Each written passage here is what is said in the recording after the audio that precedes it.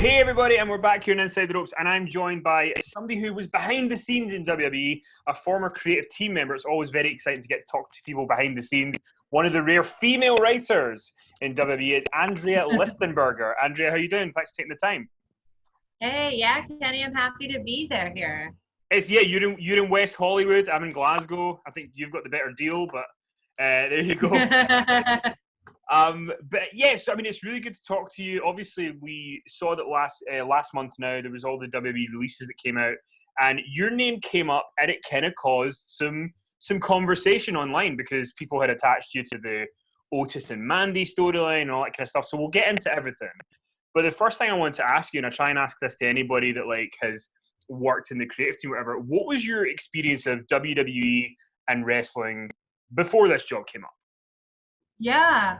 Well, I think I kind of come from a little bit of a unique background. I'm not the only one that this is true for, but I actually had very little connection to wrestling and WWE as a whole before I started working for them. I wasn't a viewer as a kid. I wasn't a viewer as a young adult. I had my first exposure to wrestling in general was I was able to see a local match in Mexico City when I was on vacation there a couple of years ago. And I thought it was really cool and really interesting.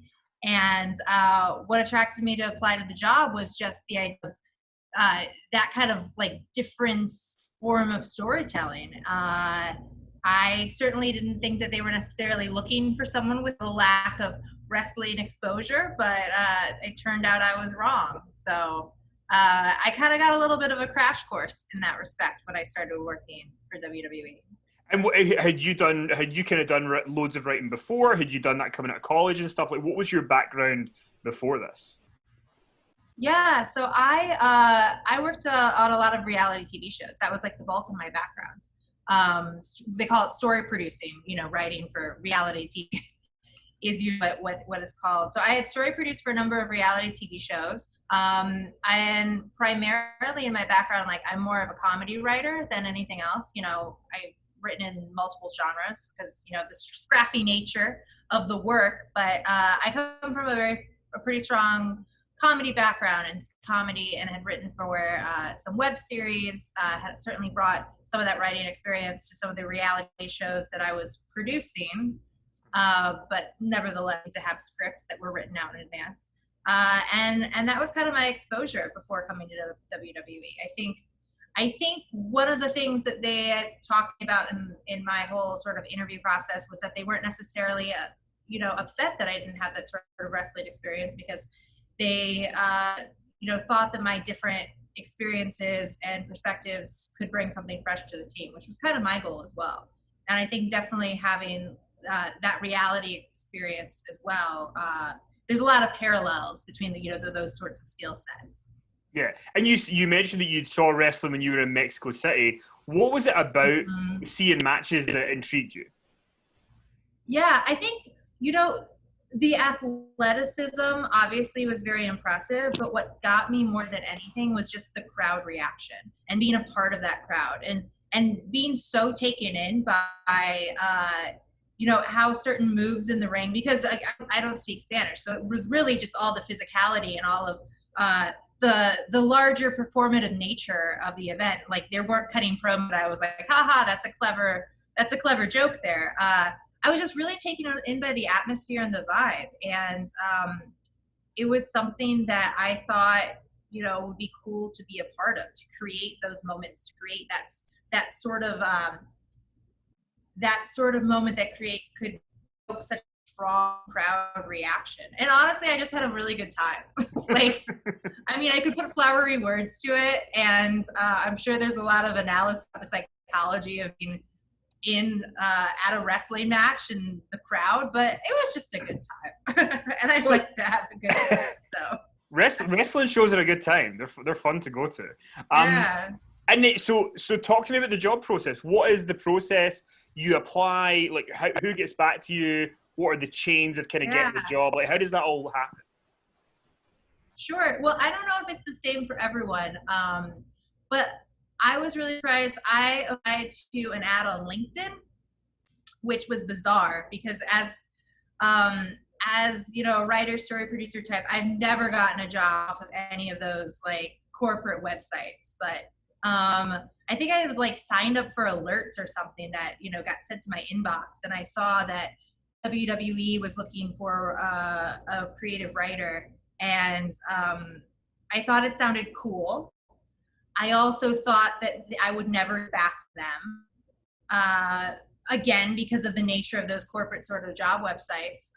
So I submitted just a pretty standard resume. Like, I mean, I obviously put my experience on it, but there wasn't any sort of like larger like challenge post or any sort of like hoops you had to jump in, which again is very different because it's usually who you know. Mm-hmm. And I knew no one. So I sent my resume in and I got a phone call. Probably like a month later, and it was off to the races. I could kind of forgotten I applied because I had written it off as something that I was never going to hear from. And you know, I guess when people who come into wrestling in the past who've done writing, they've said that they had to create a pitch and create a storyline and create all that kind of stuff. But you didn't have to do that in particular at the beginning, right? And I mean, I guess no. So when you start, like, what's the process? Are you straight away in the writer's room and it's kind of like, let's hear your ideas, or is it a slow introduction? Like, take us through how you end up kind of in the thick of it.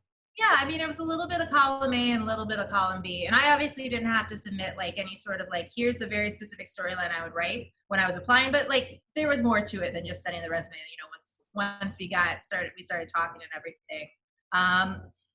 A lot of, you know, it initially was just, you know, familiarizing myself with the world and more importantly, familiarizing myself with the characters. Because, you know, obviously the cool thing about long-term storytelling that WWE does is that, you know, you not only have these personalities that are very unique and distinct, but you have, you know, their backstories. And it was learning the characters, but then it was also learning the dynamics of, you know, the matches and booking and how, you know, one thing can lead to another, which as a writer, I'm really used to concepts of, you know, character development and pacing, but I was completely in the dark about how that translated to matches on TV or pay-per-views or how those builds worked. So I definitely feel like when I, you know, started working for them, I took some time to kind of sponge it all up, but also kind of got thrown in the mix pretty early where, you know, they just say, you know, write this thing and or write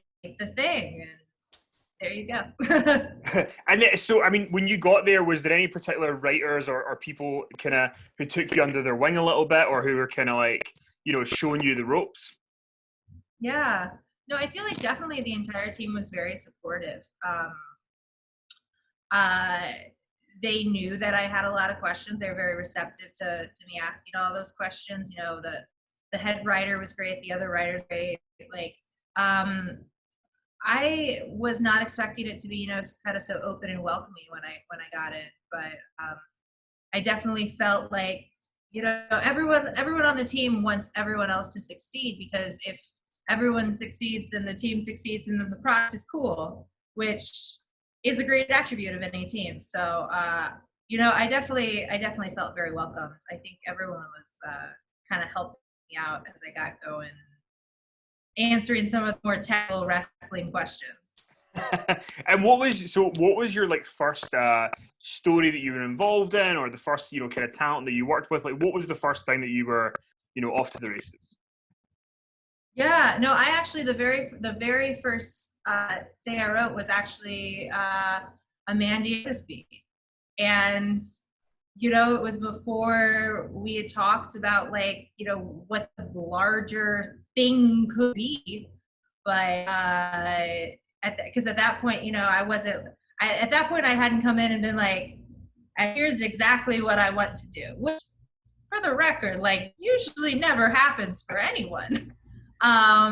But yeah, that had like the first show that because I was also, I know you're probably aware that a lot of writers also travel to the show. So I didn't travel right off the bat because, you know, they're not going to say, hey, it's day 3, go to a live show and, you know, produce these segments right with everyone live. So the very first show that I went to was a show in Brooklyn, New York.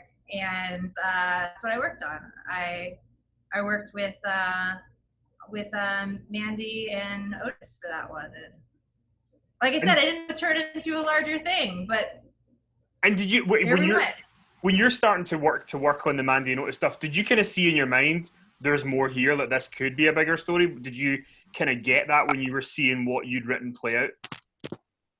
Oh, for sure. And again, like, you know, I obviously wasn't the only member of the team that worked on it. And I wasn't even, you know, the member of the team that, you know, originally thought like, let's do a thing here. Like, my understanding is that, you know, Mandy had brought up the idea of doing some sort of like romance angle with Vince, you know, before I got there. I can't super speak to that because I don't know how that came apart. But definitely when we were thinking about it in the writer's room, my thought is always like, all right, so like, here's the story. Because at the base of the story, it's pretty simple.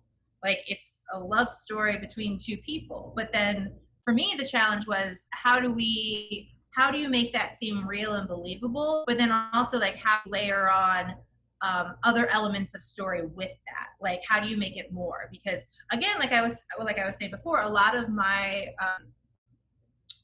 learning curve coming in was learning the dynamics of wrestling. And obviously in professional wrestling, yeah, you're telling stories, but you're also leading to matches. And I remember that would be something that was said to me in the room very often at the beginning, where they'd be like, yeah, that's a great story, Andrea, but like, they have to fight at some point. Like, that's a fair point. So it was figuring out how to like layer some interesting conflict in there. And I always kind of like, as a human, just like kind of those twisty turny stories where you're like going along and then all of a sudden you get the curveball, but it's an interesting curveball and it's not just like a full stop on the story, but it takes you in an unexpected direction, maybe blending genres together, blending different characters together. So I kind of just figured like, let's write something that I would like. I mean, because one of the big first angles or stories where people thought there was something with this Otis and Mandy story was the Valentine's Day date that they were going to have and all that kind of stuff. What do you remember about that? And kind of, because I mean, a lot of people kind of thought, oh, she's going to screw him over, Mandy's going to screw Otis. There's no way. Yeah. Like, there's this sort of cynical fan in you that thinks we're not going to get the happy ending. But that Valentine's Day really was a great setup to how things were going to play out, right? No, I will say I was so nervous about that because honestly, like,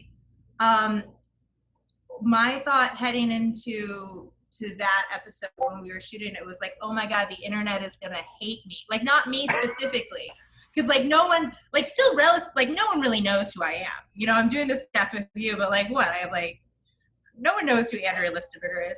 But I was like, the internet is gonna hate this so hardcore because like obviously everyone just wants to see, you know, their two heroes get together. But I was also really excited about it because I kind of like to toying with people's emotions. And that's what the whole thing is, toying with people's emotions and figuring out, again, to the point of like you're booking matches, like if they get together on a Valentine's Day date and everything's like hunky dory, then the story's done. Yeah. And likewise, if Bush screws him over, like they can't fight each other. Like, you know, you can't have a Mandy versus Otis fight because, as you know, they don't book, you know, male and female talent together like that. So, well, because something I was going to ask you that I was curious about was not coming from a wrestling background. Were you aware that like most wrestling fans are used to like the pretty girl always screws over like the nice guy? Like, were you aware that this was something that fans were expecting, were worried was going to happen? Did people clue you in on that that's kind of been the history of those kind of storylines? Well, I mean, it's not exactly that archetype is limited to wrestling storytelling. Mm-hmm. You know, I feel like a lot of the things that some people might label as tired in wrestling, also tired in our culture of storytelling in general. I think, you know, I'm someone who I feel like it's important to make characters three-dimensional, and I felt like if we saw Mandy make that choice in that moment, and not to say that, you know, you can't be a three-dimensional character and screw someone over, mm-hmm. but there wasn't enough there for me.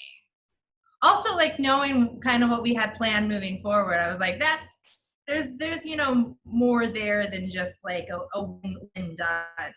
I wanted to plan the saga that would get people going for weeks on end. So And I was lucky that everyone else on the team was on board. we did some interviews last August around SummerSlam weekend with Mandy and with Sonya, and they both talked about how we've got so much more we can give. Like we've got so much more.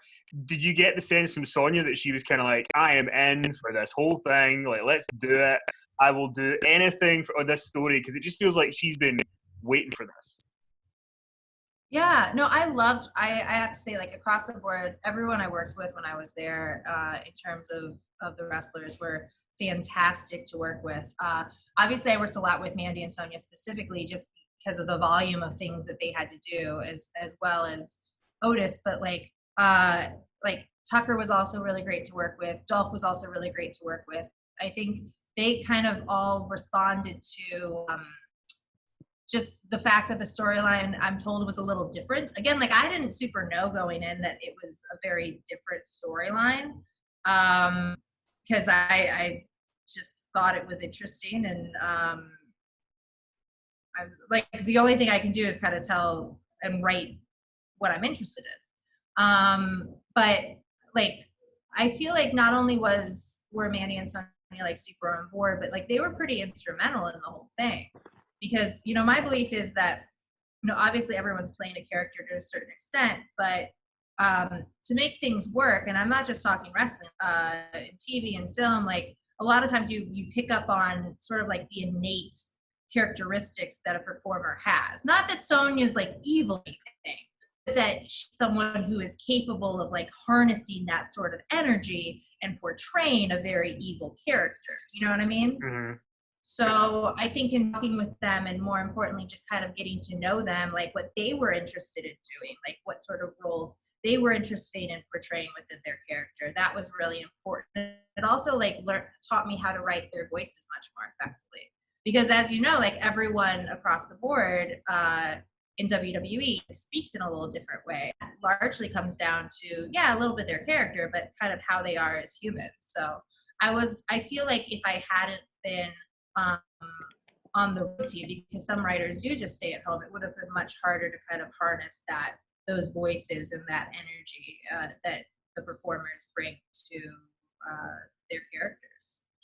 So, I mean, the last kind of Otis, Mandy, Sonya question I've got is that, I mean, you're doing this big angle. A lot of people are saying it's the best angle going on in the company. People are really excited about it. And it's going to culminate at WrestleMania in a stadium. And all these people are going to go crazy when Mandy finally, you sort of like, does her thing and they get together. And then coronavirus, the biggest heel of them all, comes by. How do you guys what's the game plan when you've got this big sort of big finale planned and you have to kind of improvise with what happens in the world? Yeah, I mean, well, first of all, like you're bummed.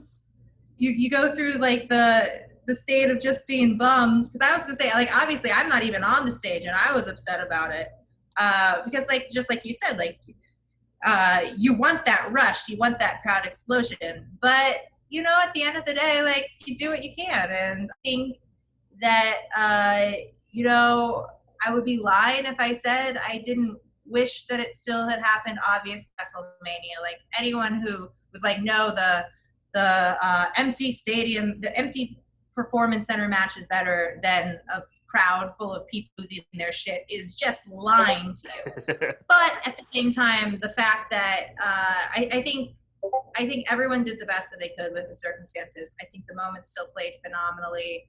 It still, launched everyone into like the next phase of storytelling for those characters. And it's its job. Like, and from what I'm hearing, like, people still reacted at home. It wasn't a WrestleMania moment in terms of a huge stadium of thousands, but it was still a WrestleMania moment. And that's what was really, really cool to see. And I mean, was there any talk of sort of trying to prolong that moment? Because maybe at that point we thought crowds would come back sooner, or was the kind of consensus like, let's give people this happy ending that they want for now? I mean, there wasn't any conversation that I was part of about that. I think, you know, just thinking back to that period of time, everything was so uncertain that I know from my perspective, I was just happy we were putting something on TV and everyone was, you know, safe and healthy. So And honestly, it kind of fell a little bit, and it felt like it was important, but like based on everything happening else in the world, like there's only so much complaining I can do about like not having like a huge stadium for that moment. Like we're doing fine. Everything's pretty okay. And then, you know, obviously you were working on SmackDown with that Otis and Mandy storyline, but were there any other kind of stories that you were working on? Any ones that we saw play out on TV? Any characters that you got to kind of write promos with? Like, what else were you involved in? Yeah, so I primarily did work on Mandy and Otis and Dolph and Tucker and that whole Sonya storyline as well. But I mean, like I've said to a number of people, like wrestling very much a team sport in terms of like collaboration. So while I wasn't, you know, working with the talent at the shows, like I did have, I was able to at least state some opinions about other storylines, which I think was really helpful because it kind of gave me a better crash course in professional wrestling. I really enjoyed, I was able to work with Miz and Morrison a little bit. I didn't work on any of their larger storylines at the shows, but I really enjoyed working with them on, you know, one of their empty arena promos, which was really fun. Honestly, like one of the things that I do regret about not being with the company anymore is not having the chance to work with more of the talent, because I know talking to some of them backstage, like they seem like, again, like really awesome people to work with. So I would have loved to have gotten another crack at doing some other stuff too. And were there any kind of angles or stories that you pitched that didn't happen for any reason, and you kind of thought, you know, they would have worked if I'd have got to do them? You know, I don't know about that. I mean, there's a number of reasons why something you pitch doesn't get picked up on, for sure. And you know, some of the stuff I pitched that maybe they, you know, pick up in the future. So I don't know if I really want to speak to that, because you know, if something that I threw out or I worked with someone else on and threw out didn't get used already and they want to use it later, I want to save a little bit of the surprise, I think. And you know, obviously, you get the call on April 15th that the releases are coming. Are you expecting this to happen? Where are you at the time when it happens? Like, how does it all play out for you? Yeah. Well, I mean, I wasn't like, I didn't wake up that day thinking, man, I'm really excited to get let go today. But at the same time, you know, given the situation of everything going on, the fact that not everyone was allowed to travel to the shows anymore, or felt comfortable traveling to the shows anymore. And, you know, I was the newest writer on the team. So it wasn't exactly like it was out of left field. I'll put it that way. And I mean, do you think you would ever do anything wrestling again? Would you look to do more work in wrestling? Would you like to go back? Like, what does your future kind of hold in terms of wrestling? Sure. No, I'd for sure love to work in wrestling again. I know I had a great time. Like I was only there for 5 months, so I felt like I got, you know, kind of the tip of the iceberg. I feel I was very lucky to have a tip of the iceberg that was so not only like a joy to work on, but well received. I think I kind of lucked into falling into like, hey, why don't you work with these people? And the people that they kind of aligned me with were had some ideas that I aligned with. It was kind of just, I feel very lucky about that. But I you know, I love the vibe. I love the format. Like I'd love to work in it again, you know? And then I guess my last question would be, what was the highlight of the 5 month run? Like, was there a one day or a one promo or a one angle thing that like you were like, this was the highlight of my run? Yeah. You know, I think it's two things. I think Elimination Chamber, when Otis and Tucker were so dominant in that match and standing out in that arena in Philadelphia, hearing the crowd be so Team Otis in that moment, knowing that a lot of the storytelling had gotten him to that moment. I mean, I'm not saying the storytelling got him there entirely, because he's, an incredible performer and has been working very hard, and there's a number of factors, but it certainly didn't hurt. Hearing that reaction to him from that loud crowd, and hearing the reaction to Tucker from that loud crowd was so phenomenal. And that was definitely a highlight for me. And I think the second one, which is very different, because I was sitting at home and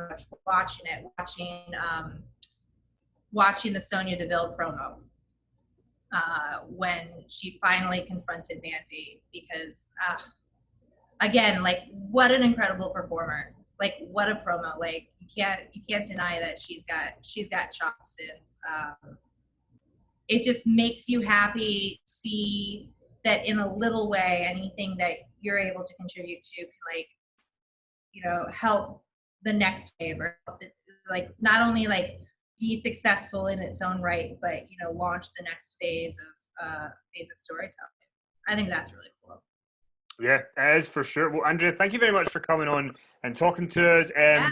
Have you got any plugs? Any sort of do you want any way that people can get in touch with you or check out any of your stuff?